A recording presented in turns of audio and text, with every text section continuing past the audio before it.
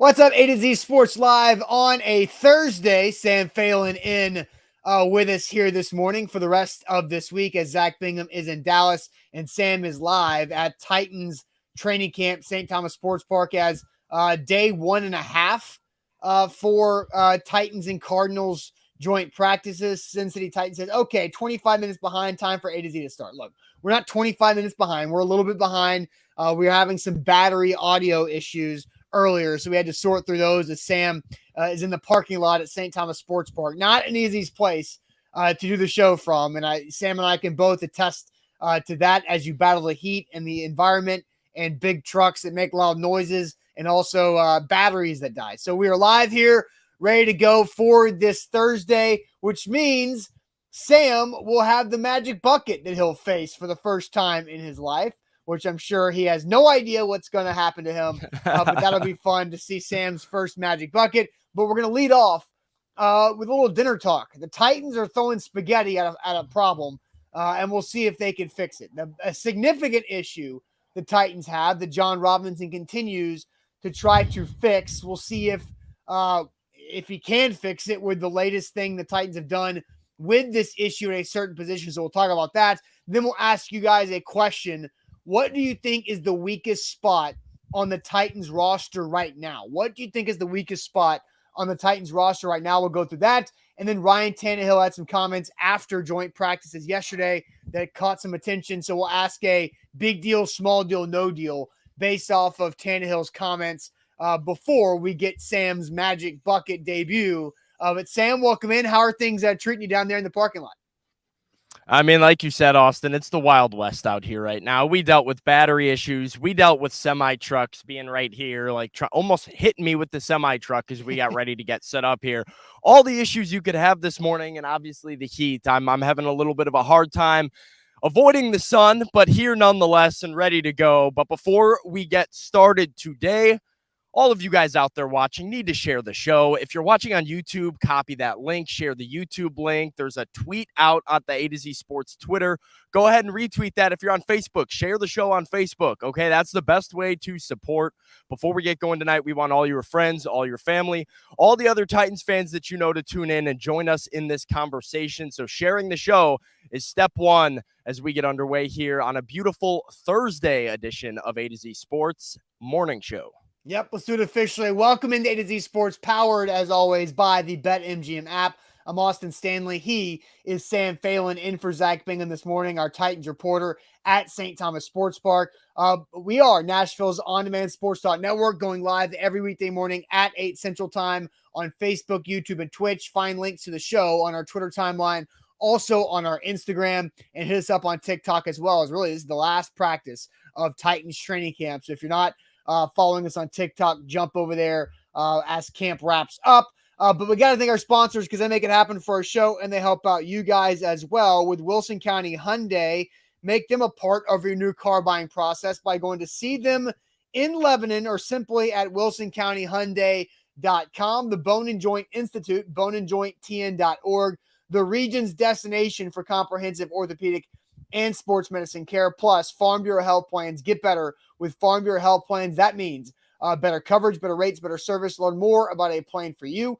FBHP.com/ATOZ. So, Sam, I do find it interesting that whenever we are in the pre-show and the YouTube chat in the waiting room can make comments before we actually hit live, I always like to see if the YouTube chat is trying to guess what the topic is before the show, because the show title today is that the Titans have a significant issue and they're trying to throw spaghetti at the wall to fix it.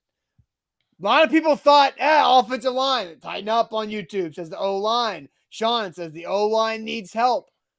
Timothy says it's hard to even answer. The O-line's so bad it hurts to see it like it is. Sean again, the O-line.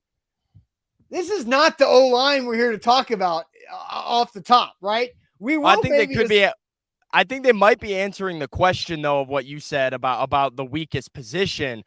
But there's a couple things that we need to touch on today that might be a little bit tough to watch and a little bit tough to see. And there's a reason that you said the Titans are throwing spaghetti. And I'm interested to see if the chat has any idea what that's about. Yes, and it's the fact that the Titans are continuously making roster transactions all over the place, not on the offensive line, but in the defensive secondary. Because I'm going to go through a list, and Sam, I'm going to see if I have everything or everybody that has cycled through middle of camp.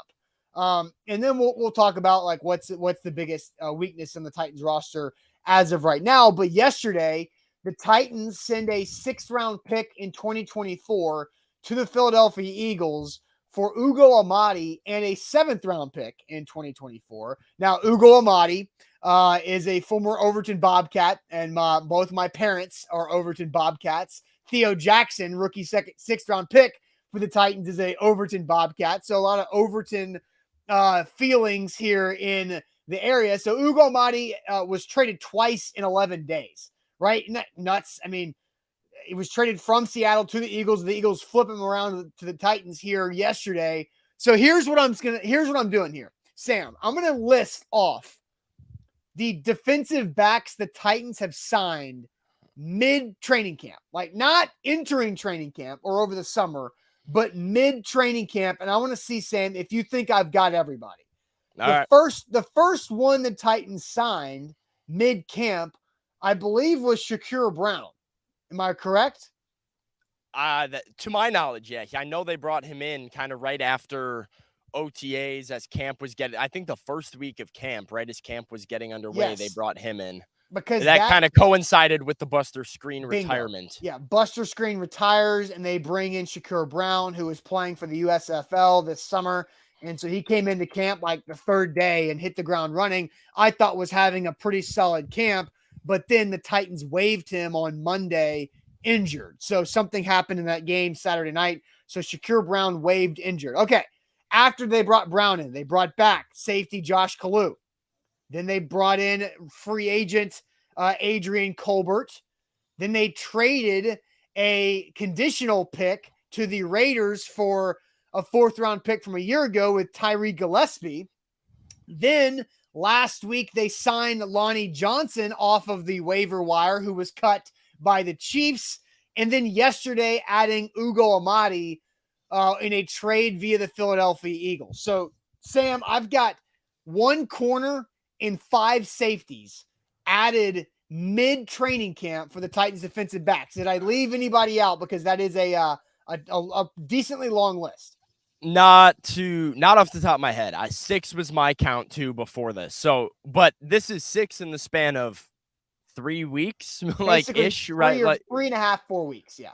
Yeah. I mean, and yeah. 6 in the span of under a month. But I mean, 4 of them have come in the last, 10 days, whatever, with Lonnie Johnson. I mean, since Adrian Colbert got signed, it's been a revolving door for the Titans at the secondary and at the safety position of just trying to bring in guy after guy after guy to compete. And they traded for a guy in Ugo Amadi that was just traded for JJ Arcega-Whiteside by, just before he got moved 11 days ago. So hopefully that's not indicative of what Philadelphia saw of him, right? They traded for this guy and said, Wolf, we got to get him out of here for a pick.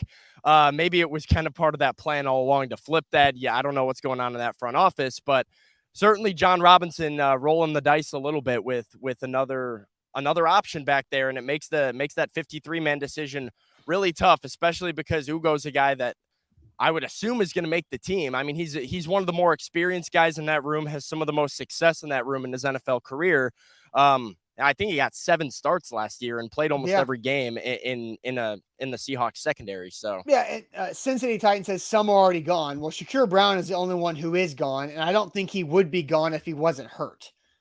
Because I think he would be battling Chris Jackson for that 5th or 6th corner spot on the roster if Shakur Brown did not get injured. So Josh Kalu, Adrian Colbert, Tyree Gillespie, Lonnie Johnson, and Ugo Amadi.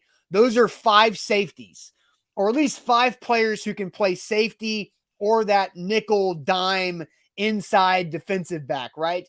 Then you also have 4 other safeties on the roster ahead of time, right? You've got Kevin Byard, Amani Hooker. You have AJ Moore, who you brought in from the Houston Texans in the offseason during actual free agency, and then 6th-round draft pick Theo Jackson. So, Sam, I'm counting 9 safeties currently on the Titans roster, right? 9 safeties currently on the Titans roster, which is interesting because they're only going to keep 4 or 5.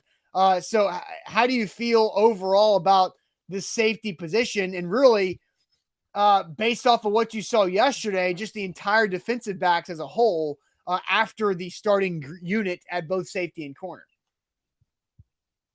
Yeah, I lost you a little bit, but I got you just in time for that question. Yes. The defensive backs was an issue for me yesterday, and not the starting defensive backs. Like, I view these as 2 completely different issues, but I spent a lot of time with the Titans defense during joint practices yesterday, and I saw Kevin Byard go 3-0 in his one-on-ones, and Caleb Farley go 2-0 in his one-on-ones, and lock up DeAndre Hopkins multiple times. Christian Fulton had a pretty average day. You know, some things he couldn't really control. Roger McCreary got beat sometimes, but he competed really well. I thought that group as a whole did awesome, right? They did everything that they were asked to do, especially during full team 11-on-11 periods. The Titans secondary, like the backups in the secondary, did not have a good day. And it was chunk play after chunk play, getting everything they want, consistently getting beat, missing tackles. Just not a good day from those guys, specifically the cornerbacks. You know, Chris Jackson did not have his best day. I've been worried about him since camp really started with the frequency that he's been getting beat deep. And I'm worried about it. Like, this is a concern for me on a defense that I think is a really, really strong defense overall when you put best 11 out there. We know that's not how NFL football works. You're not going to be able to run best 11 for 17 games now. So you have to feel good about your secondary options. And right now, it has not been a good camp for AJ Moore, in my opinion, specifically. It hasn't been a good camp for Chris Jackson. Obviously, Elijah Molden hasn't always been on the field. Greg Maben hasn't looked all that good to me either. And now you have all these new guys coming in where some of them have made plays, but they're new to this defense. Kevin Byard said that right after Lonnie Johnson came in and Adrian Colbert came in, said, yeah, these boys are making plays, but we run a pretty complex defense, specifically in the secondary, and it's going to take them a lot of time to get up to speed with what we like to do. So I am worried about the secondary depth. And we talked about this beforehand too. Even if you feel really good about everybody that you think are your starters and are healthy right now to be your starters, you're looking at Christian Fulton, had an injury last year. Caleb Farley, coming off the torn ACL, has not played a lot of football. We've talked about him at length. Roger McCreary, a rookie. Amani Hooker has missed a lot of camp with an injury as well. And so you've got Elijah Molden, right? Elijah Molden hasn't been out there, right? So you've got maybe 5 of your top 6 defensive backs have not been on the field with injury concerns within the last 12-month period. And now you have Theo Jackson, who's a rookie who I can probably tell who has also missed time with practice, right? Yeah, Theo Jackson he's missed time too. Him and Amani Hooker have both been out. And he's a guy that I thought originally was going to come in. He was the star position at Tennessee, kind of did all things all over the field as a safety, almost the Dane Cruikshank role, right? We've been talking about the Titans need to find the Dane Cruikshank replacement. I thought that was going to be Theo Jackson. I don't know how him missing time is going to affect that, or if it's affecting John Robinson and Mike Vrabel bringing in some other options. I don't know where he sits with them at this point, because you have, all of your top guys are either not on the field, have injury concern, and if one of them goes down, I don't know who the next man up is at this point. Yeah, so I get it's definitely a concern, and they are absolutely trying to fix it because they've added 5 safeties in the last 2.5 weeks to this roster via free agent, via waiver wire pickup, and also via 2 trades. And so Lonnie Johnson has made some plays since being here with forcing some turnovers in practice and in the game against the Bucs on Saturday, and now Ugo Amadi. And I did see a comment that somebody asked on YouTube that I wanted to bring up. Timothy, he said, address the awful PFF ranking for Amadi and justify the trade. 1, I cannot address the awful Pro Football Focus grade. I don't go to Pro Football Focus. I understand that it's useful as a part of data for players, but it's not the Bible. It's not the gospel. It's not something you just automatically go by. But I will say this, our guy James Foster at A to Z Sports Film Room will have an Ugo Amadi film breakdown coming out after the morning show today. So Timothy, he will be able to address what Ugo Amadi is or isn't in that trade. And it's a 6th-round pick you give up. You get a 7th-round pick back. So you do have an opportunity to swap picks late in the 24 draft. So a couple drafts away. But we don't really know what Ugo Amadi can bring to this Titans offense. So Sam is concerned about the Titans defensive back depth, right? Go ahead. The last thing I want to say, too, here, I do want to address Brian's comment. He said Dane Cruikshank is a monster, bad offseason move to let him go. I don't think people really put a lot of stock in it at the time. Cruikshank signed a 1-year, I think it was $1.2 million deal or something like that with the Bears. And now you look and you're like, yeah, $1.2 million wouldn't be too bad to have a guy that you feel like is reliable in your scheme and can fill a big hole in this defense. So maybe a little bit of remorse there from the Titans front office, letting Cruikshank walk with some of the instability that they now have on the back end of their secondary. Yeah, and Dane Cruikshank is somebody that A to Z has been touting for like the last year or so. But again, it did take a couple of years for Dane to grow into that role and battle through injuries of his own as well. So, Nav says, if Ugo makes it in Tennessee after being shopped twice in 10 days, I'm worried. And we don't know why the Eagles were okay with letting Ugo go after trading for him a week and a half later. So, all right, A to Z Sports here live on this Thursday. Sam, let's go ahead and ask our question now, because I think a lot of people will have answers to this. What do you think is the weakest spot on the Titans roster right now? What do you think is the weakest spot on the Titans roster right now? It's going to be interesting to see how many people agree with Sam that think the defensive back depth is a scary situation versus other spots on the roster. But first, let me tell you guys about Wilson County Hyundai. There are no weak spots at Wilson County Hyundai. If you are looking for a new ride, make WilsonCountyHyundai.com a part of your new car buying process by going to see them in Lebanon, or just check out their website. Again, WilsonCountyHyundai.com. Payne Bone and his team in Lebanon do a fantastic job to help find the right car for you, for the right situation, and make it work for whatever your financial situation may be. And also, speaking of finances, in Lebanon, you don't pay that Nashville price tag. You get to go out to Lebanon, nice, pretty drive out there as the sun rises in eastern part of Nashville, and go save some money on your new ride by checking out WilsonCountyHyundai.com. And BetMGM, because betting season is here, Austin. Football is around the corner. And BetMGM, if you go and sign up with code A to Z Sports, your first bet is risk-free up to $1,000. That's code ATOZ Sports, and there's 3 easy steps. The first step, you have to download the BetMGM app on your phone. Then you can sign up with that code ATOZ Sports. You make your first deposit, whatever it is that you want to deposit, you make that deposit, and boom, you get your reward, which is your first bet risk-free up to $1,000. You can't beat that. A free bet. That'll get you involved. That'll get you hyped for football season right away. There's no reason not to place a free bet. I can't say that enough. BetMGM has you covered if you're looking to get involved in sports betting this football and gambling season. BetMGM, code A to Z Sports at BetMGM.com and the BetMGM app. I'll also add to this because BetMGM's doing this deal that if you just put $25 down on any sport in bets, then you get free $15 bet. Because I did that this morning. Sam. I took Charlotte plus 7.5 on Saturday, and then I took Wyoming plus 11 on Saturday too. And then bang, I got hit by it with a $15 free bet that I'm probably going to use this weekend on week 0 college football. All right. So Sam, we're asking the question, what do you think is the weakest spot in the Titans roster right now? I will send you to the chat to see what you think what people are saying about this question we have here. Yeah, let me scroll up here. When I look at the question, let's see. David says DBs. Jason says it's O-line, and it's not close. Timothy's more specific. He says right tackle and left guard. O-line, easily the weakest spot. O-line first, wide receiver second.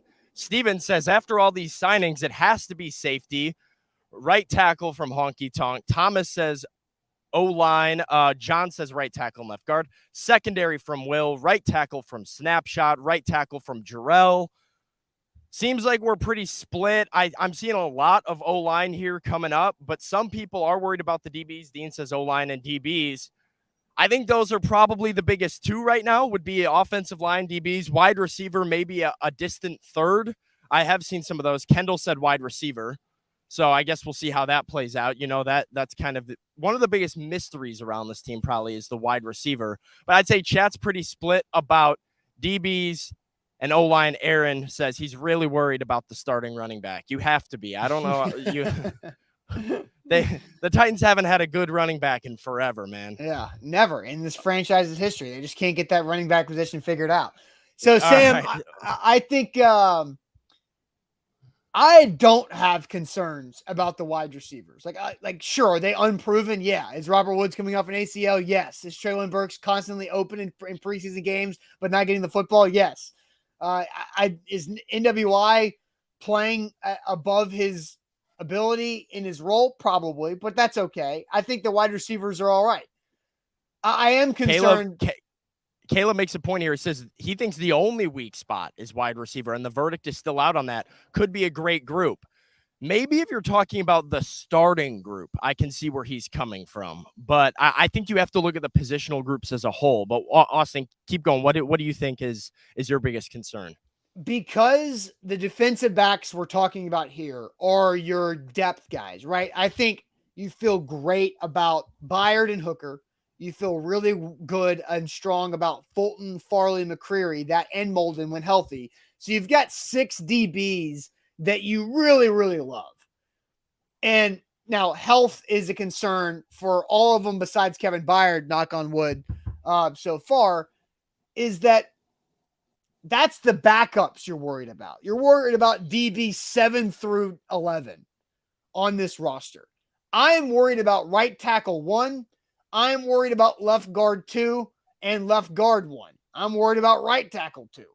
I think the offensive line is the weakest spot on this roster. I like Ben Jones, but he has the tendency to also get hurt. We've seen him, Sam, a couple times in camp come up lame. And where he's had to kind of leave a drill, but the guy's tougher than anybody else out there and held together with duct tape and usually finishes the practice. Lawan has a lot to prove this season. The guy next to Lawan is new and about half the size of Taylor Lawan and Aaron Brewer. I don't care how strong Aaron Brewer is. If he only weighs 280 pounds or 290 pounds, he's going to get moved because he doesn't weigh that much. He's just going to lose that battle at times. He's got great leverage, and I feel good about him in run blocking, but I don't know if he can stick on his spot and hold up in pass protection all that long. And then you've got NPF and Dylan Radins over at right tackle. And I don't feel good overall about the offensive line. So I think the offensive line is the weakest spot because I also don't feel great about the depth they have behind whoever the starting 5 is going to be.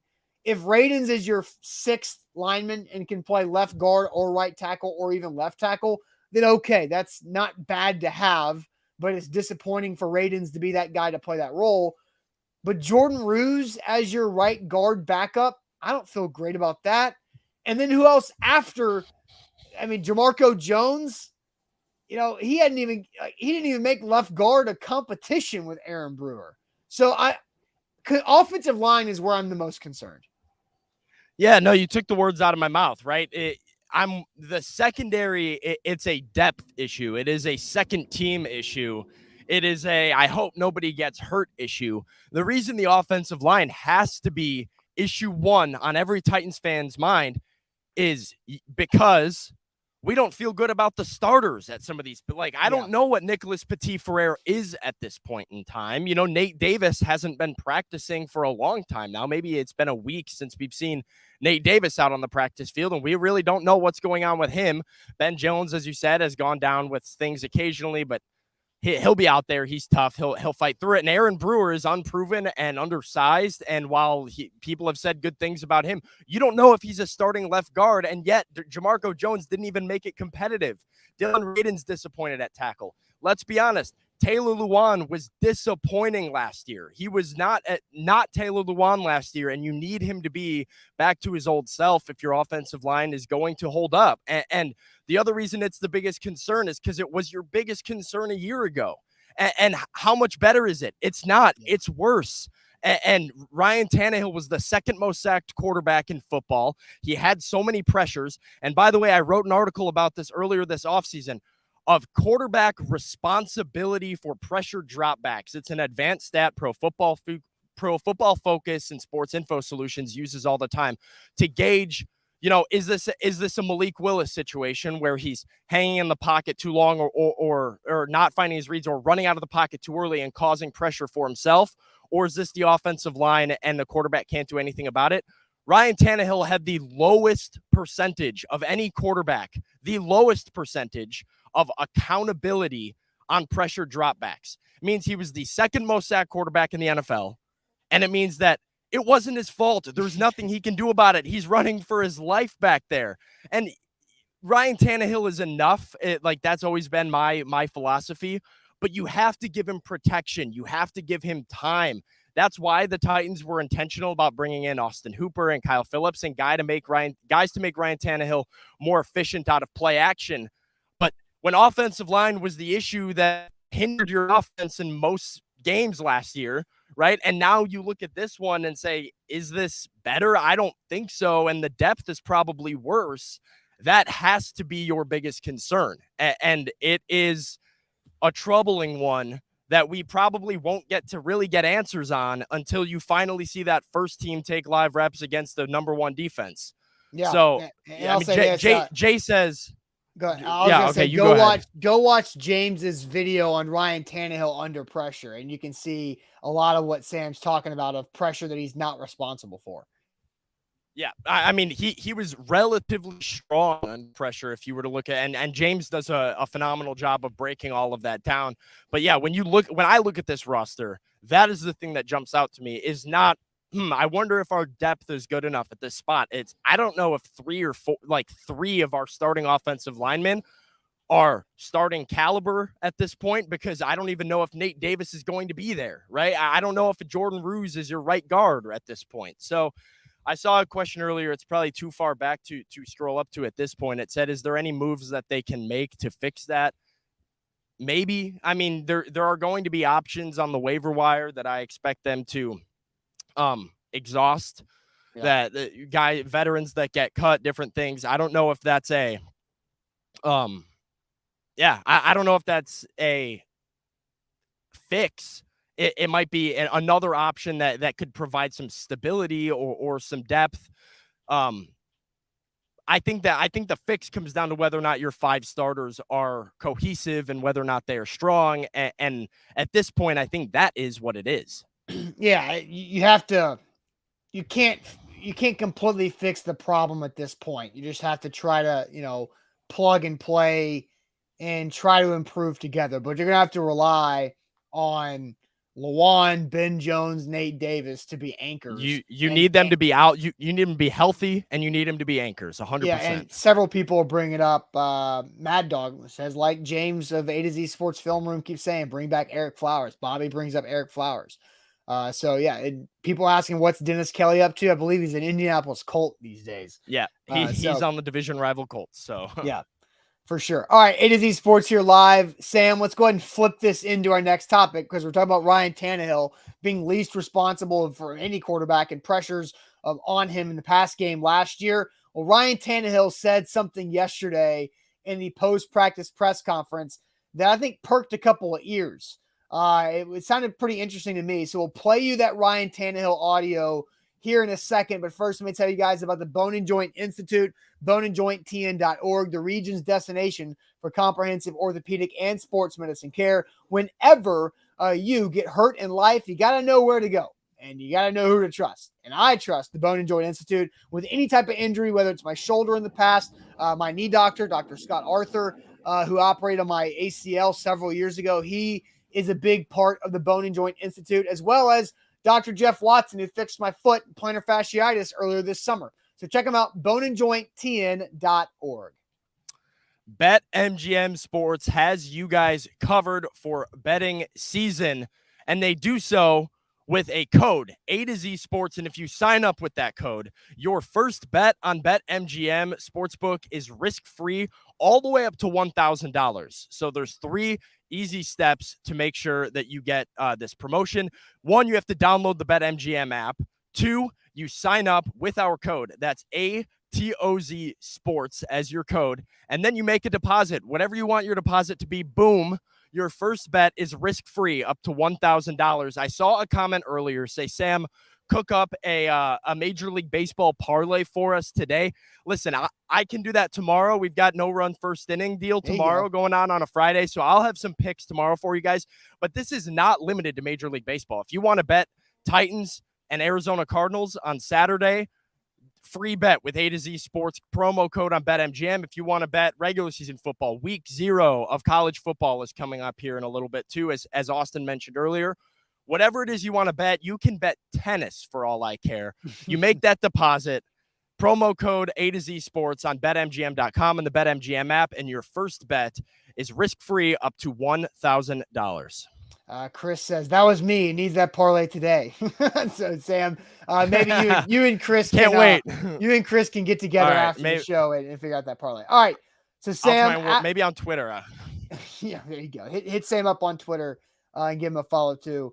All right. So, Ryan Tannehill and the Titans offense did not have a good practice yesterday when it came to team drills against the Arizona Cardinals. Here is what Ryan Tannehill had to say when really he was asked by Teresa Walker to start the press conference. Hey, what do you think of practice today? And Tannehill took it here on his own. It wasn't as clean, and then into that 2-minute, we weren't playing at a high level, what we expect offensively. So just too inconsistent for today. Have to learn from it, clean it up. They're throwing a lot of different looks at us that we really didn't prepare for, just coming out for a half practice with them. So it'll be good learning tape. We'll be able to take a look at it, learn from it, and be better moving forward from it. They're doing a lot of pressure, looks we hadn't talked about. Usually go into a game with a game plan, a protection plan, and we didn't really have one for the looks that they were throwing at us. So it's a good learning experience. That's not an excuse. We did have opportunities if we would have just done our jobs, and we could have been effective and moved the ball down the field. We had a couple procedural penalties and a holding penalty, which obviously will kill 2-minute drives. Any penalties inside 2 minutes are going to kill you. So have to clean those things up. You have to be able to get the play started and play clean football. But a lot we can learn from and look forward to doing that. All right, so Sam, we're going to ask this question. The Titans offense was caught off guard by the Cardinals defense in practice. Is this a big deal, small deal, or no deal? Big deal, small deal, or no deal that the Titans offense was caught off guard by the Cards defense in practice? So that was Ryan Tannehill talking there. And before, as comments roll in, Sam, from us asking this question, kind of take us through what you saw that Tannehill was talking about. Yeah, so like I said, I was with the Titans defense for 7-on-7 and a lot of the one-on-one reps at the beginning of practice. I made my way back to the main field for when the two teams came together for a full team period, and they ran a lot of situations. We've talked about the Titans really trying to emphasize 2-minute drills. So I believe they did one with 1.5 minutes on the clock, having to go the length of the field with 1 or 2 timeouts and try and get a touchdown. The other scenario was a 50 seconds with no timeouts from the plus 45, and they were kind of rotating back and forth. And to be honest, the only scoring really happened when Chris Jackson missed the tackle and there was a long touchdown for the Cardinals and Malik Willis threw a pick 6. But the Titans offense, specifically the ones under Ryan Tannehill, were never really able to fully get in rhythm. They had a couple good shots, but Tannehill and Kyle Phillips were not on the same page for some of their reps. A lot of stuff that just not a lot of shots that push the ball down the field. And like Tannehill said, the Cardinals were being aggressive. A lot of press man defense. They were bringing pressure a lot of the time. It was an aggressive defense and a physical defense that in that scenario kind of caught the Titans off guard a little bit, it looked like, and caught Ryan Tannehill off guard a little bit. He was having to get the ball out quick, and it looked like they weren't really able to get any tempo or rhythm among the offense. And as you saw from his comments there, he said they were bringing a lot of looks that they weren't prepared for a little joint light practice is what it was described to us by Mike Vrabel and Cliff Kingsbury. But I guess that's tape to learn from. So that's Right. kind of like the rundown of the situation. Yeah. It was a good day for the Titans in 7-on-7. They did some good stuff in the inner squad with their own defense defending them, but you got in this situational stuff, and it definitely seemed like the pressure and aggression of Arizona made the Titans step back a little bit and caught them off guard. Yeah, and so I did see a funny comment that made me laugh earlier. Matt says they caught the Titans off guard last year too, in week 1 of the NFL season, with Chandler Jones having 5 sacks in that game. So we're asking the question: the Titans offense was caught off guard by the Cardinals defense. Is that a big deal, small deal, or no deal? I'm gonna try to scroll to the top of the comments to get some of you guys who answered early in here. So I see Steven says small deal. John and Derek and Jeff are all no deals. Scott and Eric are small deals. Sean says big deal. Sounds like the Titans are either behind on coaching or just not prepared. Sean Barbie, different Sean, same spelling, says no deal, it's practice. Jarrell says big deal. Ricochet says same deal as last year, week one. Small deal from Davidson. Nav says small deal. Good to finally play against schemes you don't see in preseason. Boyd says no deal because it was a practice, not a game. Over on Twitter, Nathan says a big deal. And then Matt responds and Nathan says, oh yeah, because they definitely game plan a joint practice. Get the heck out of this. MB says no deal. Donald says no deal. Charles, no deal. Titans Kyle says small deal. Same OC. Not being prepared worries. Evan says small. Matt says no deal was a half practice. They didn't prepare for what, and they didn't prepare for not that they prepared for were wrong. I don't know what the hell Mad Dog was trying to say there. Nas says, I think he's saying that they did not prepare, not that they prepared incorrectly. They just didn't prepare at all. Okay. Thank you for transcribing that for me there, Sam. Nas translator Sam. Yes, it says miniature deal. All right, Sam, there's everything, right? There's no deals, there's small deals, there's big deals. I think there's the least amount of big deals that people are saying. But Sam, what do you think? Is this a big deal, small deal, or no deal? I got to get my imaginary lid on the table right here and open it and slam it closed. No deal to me. I don't care. This is a practice. Allen Iverson would say here. Like, I know that this is good formative reps, but the Titans and Mike Vrabel are known to not show you anything. They won't tell the media anything. They're not going to show the Arizona Cardinals a game look. They're not going to put that on tape. And so, yeah, I think they brought a little bit of pressure that maybe Ryan Tannehill and those guys weren't expecting when they said, oh, guys, we said this was going to be like a light little like joint practice here with some reps, and they were getting physical and bringing pressure and blitz packages and different things. This isn't a deal to me. I trust Mike Vrabel. I trust his scheme. Somebody said, sounds like they're behind on coaching.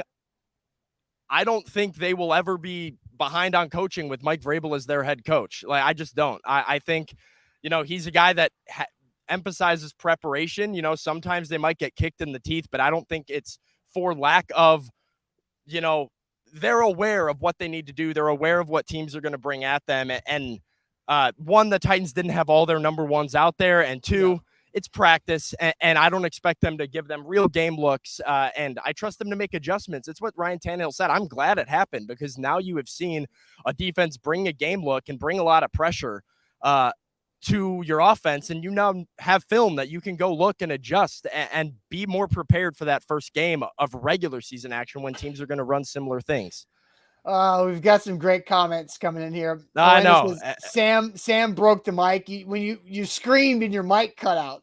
And then Jonathan says it sounded like a horse galloping. Sam is intense coming from Demetrius. Ethan says Sam is so hypey, you they broke the set. Man, I told Austin ahead of this, my mic might have been a little hot here. You didn't see, you told me I was good, but you didn't account for I didn't account me for getting heated here. No. Yeah. Sam doing his Ric Flair impression, who actually saw during training camp earlier. Yeah, shout out. In the deal. All right, so Titans Fox says every snap counts in experience, practice, half practice, preseason, etc. So Titans Fox think this is a deal. I think this is all. Zan, I'm right there with you. Zero deal. No deal for me. Here's what I would think. I might even go so far to say that Mike Vrabel set this up on purpose. I bet Mike Vrabel talked to Cliff Kingsbury and the Cardinals defensive coaching staff and said, hey, boys, bring it. We're not going to tell them what's going to happen. Bring it to our offense because I want to see how our guys respond. I could see Mike Vrabel doing that to the Titans offense because just like Tannehill said, sometimes you got to be in those situations and you got to respond better. And they had penalties because of it. They were unable to score points because of it. And so I think this could be a total like setup job by Mike Vrabel to give. This is the last opportunity for meaningful players to get that where it doesn't matter.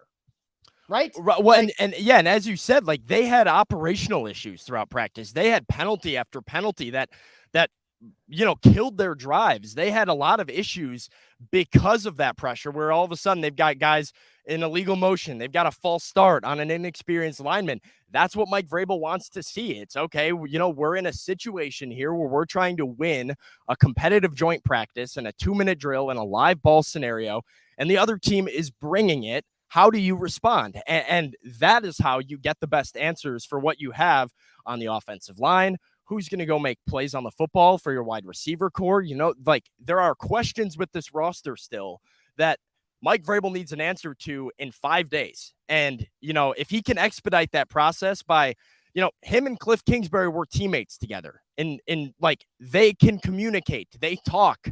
He talked about that afterwards in the press conference that him and Cliff, have great open communication. So I agree with you. What's stopping him from saying, hey, Cliff, help my guys out here, get your guys some good reps, and just bring everything you got? Bring it on, man. Bring it on. I did see Orlando says Vrabel definitely told him to run some exotics. And they got exotic, they got aggressive out there, and it tests the Titans offense. And I think that was good. And so there was a follow-up question to Ryan Tannehill about, how often does getting caught off guard and seeing looks you weren't prepared for happen in the regular season? So here was Tannehill on that. Yeah, it happens occasionally during the season. Less, definitely way less during the season. Just so you have a lot of tape to look at, and it may be one look as opposed to a bunch that you weren't prepared for. So just being able to, when those situations come up, stay true to your process. Try to make the best decision protection-wise that with the rules that we've been given to make, and then take care of the football. Whether it's throwing it away or just being safe with it. Just making sure that you're not making a bad situation worse by doing something reckless with football. So there's Tannehill there, and Sam, here's how I feel about this. That's where coaches separate themselves. Like every game, there is going to be something that the other team didn't prepare for. And that's how it's supposed to be. But as Tannehill put, it's usually like a look or a tiny little package that somebody presents to the Titans offense where they're not ready for it. And then you adjust on the fly. And so today, or I guess yesterday's practice, was a great fire drill, for example, of the Titans offense seeing something they're not prepared for, having to react to it, and seeing how they respond. And if they failed, then they failed yesterday. And now guess what?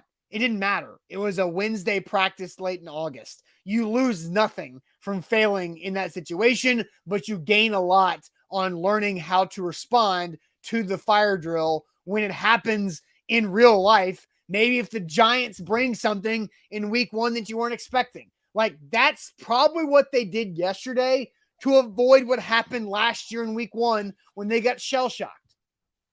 Yeah, I mean, it's what you said. That's how coaches separate themselves, right? Anybody can make a game plan.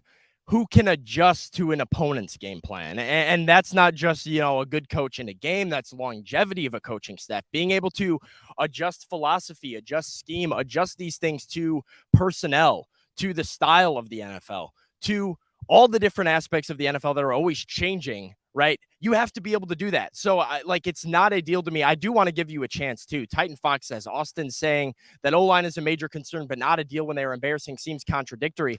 Oh, come on. I'll let you go off. Yeah. I'll let you go off. But I do want to say on your behalf, this is more of, it's not a deal that they're not prepared. Yes. Because I think it's really easy to be like, Mike Vrabel and Todd Downing weren't prepared for pressure. The Ryan Tannehill wasn't prepared for that defensive system. That's what we're talking about, is the Titans' level of preparation. The offensive line and getting false starts and, having operational issues is a concern. And I think that's why Mike Vrabel prepared in this way, by trying to set the Titans up in a situation where they got something and they weren't ready for. That's how you see who's got it and who doesn't. So There's a difference there. There's a difference between the offensive line being an issue and whether or not the Titans' preparation was a big deal or not. Yeah, I'm going to pull Titans Fox's quote up there. We're having two separate conversations there, Foxy. Like, come on, like let's pay attention and keep up and understand how one conversation doesn't have to be about or involve the next conversation. The Titans offensive line is a problem or is a concern for me. And just as Sam eloquently put, has nothing to do with the Cardinals pulling out all the stops.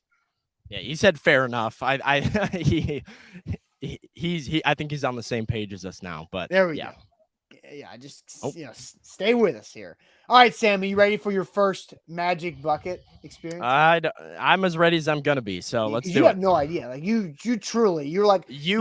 explained it to me in about 30 seconds before we got on here, but I'm going with it. Which is the best way to do it, is just to keep somebody in the dark as much as possible about the Magic Bucket and just see what happens naturally. But first, let's get to Farm Bureau Health Plans. FBHP.com/ATOZ. That's where you should go to get your better health plan, because I promise you, most likely it's better than what you got right now. Zach saved 20% per month on his health coverage by switching to Farm Bureau Health Plans. They've got 200 plus locations across the state of Tennessee. You can either walk into one of them, you can give them a call, you can go to the website, again, FBHP.com/ATOZ for that, or you just Zoom with them. They do all types of great stuff and make it easy on you to join the Farm Bureau Health Plan family. So seriously, better coverage, better rates, and actual service, because they check in with you and they help you out. FBHP.com/ATOZ.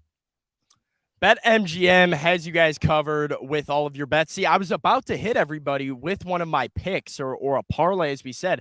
My phone is overheating from the sun out here. I'm dying out here, so it's already acting up at 9 a.m. We're just off to a great start. But guess what? It doesn't matter if I give you my pick, because your bet is risk-free. So whatever you want to do, go ahead and place that bet. Just make sure that when you sign up, you use code A2Z Sports, and that first bet that you place is risk-free up to $1,000. So in order to do that, you have to download the BetMGM app. That's step one. Step two, you sign up with our code ATOZ Sports, and then you make your first deposit, and boom, that first bet is risk-free. Whether or not I give you the pick, if it's your pick, you can have your 4-year-old make the pick for you. And if it misses, oh well, it's risk-free. And if it hits, it's free money. And it's an opportunity to get involved in sports betting with pennant races and football right around the corner. Yep, visit BetMGM.com for terms and conditions. 21 or older, Tennessee only new customer offer. All promotions subject to qualifications and eligibility requirements. Rewards issued is now available. Free bets to start credit. Free bets expire 7 days. For problem game support, call Tennessee Redline 800-889-9789.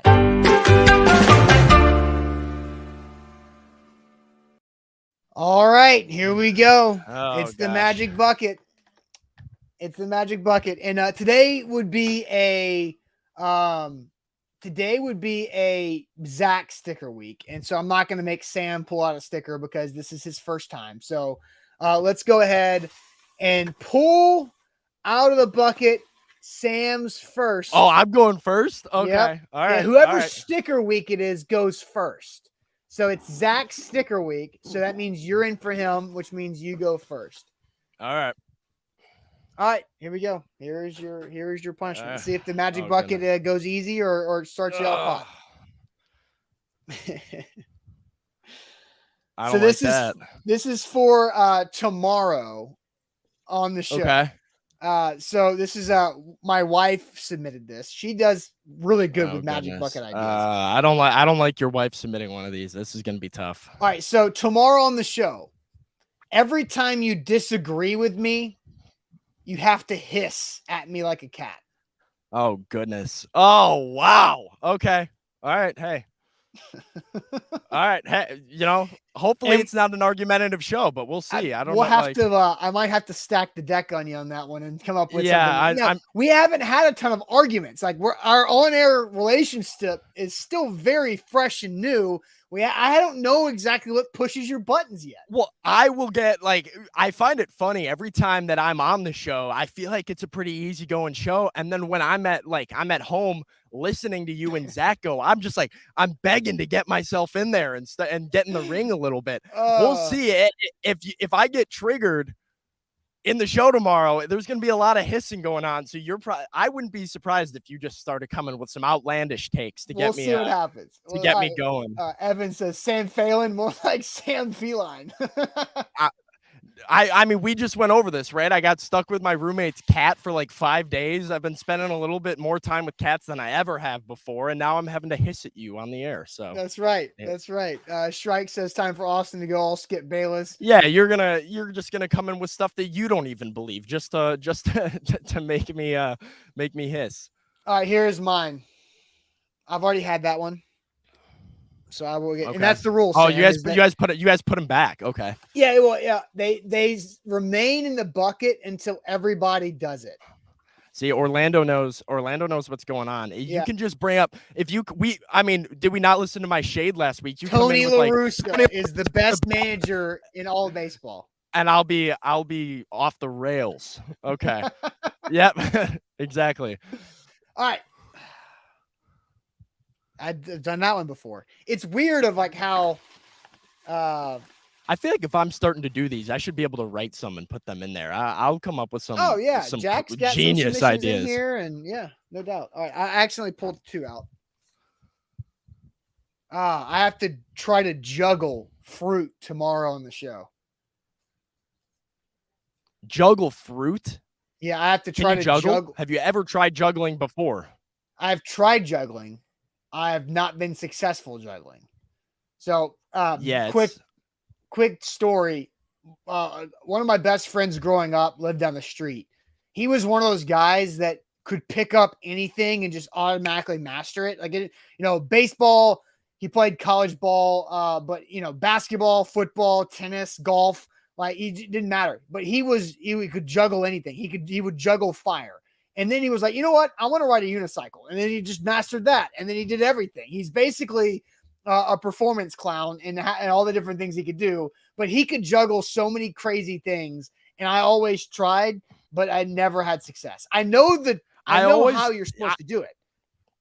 I always thought I was going to be good at it. I have that hand-eye coordination to do it. I was like, yeah, baseball background. Like, I can do it. And then you get in like the elementary school class where they give you like the little like scarves that you have to throw in the air, like tissues almost. And I would try that, and it would not go well. I had to cheat every time.